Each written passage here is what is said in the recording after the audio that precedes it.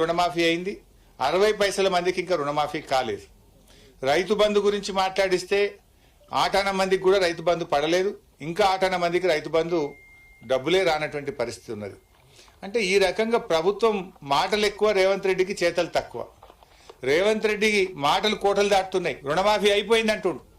నేను మొన్న అసెంబ్లీలో అడిగిన, అయ్యా బట్టి విక్రమార్క గారు రండి, మా సిద్దిపేటలో ఏ ఊరికి పోదామో రండి, లేదు నీ మదిర నియోజకవర్గంలో ఏ ఊరికి రమ్మంటే వస్తా, అందరికీ రుణమాఫీ అయితే నేను ముక్కు నేలకు రాస్తా, నువ్వు రాస్తావా అని అడిగిన. అసెంబ్లీలో కూర్చొని మాట్లాడుతుండ్రు తప్ప ఇలా గ్రామాల్లోకి వచ్చి మీరు మాట్లాడతలేరు. పాపం మా రైతుల పరిస్థితి ఏంది? ఇప్పుడు ఇక్కడ పెద్ద ఆయన కొంతం నర్సయ్య ఇలా మాట్లాడిస్తే పాపం వాళ్ళ రైతులు, నాకు రైతు బంధు పడలేదు, రుణమాఫీ కాలేదు, దాని సోపతికి ఇప్పుడు వడగళ్ళ వానబడి పంట అంతా కూడా నష్టమైందని చాలా బాధపడుతున్నటువంటి పరిస్థితి. ఒక్క సిద్దిపేట జిల్లాలోనే 12,000 ఎకరాలకు పైగా మొన్న పడ్డ వడగళ్ల వానకు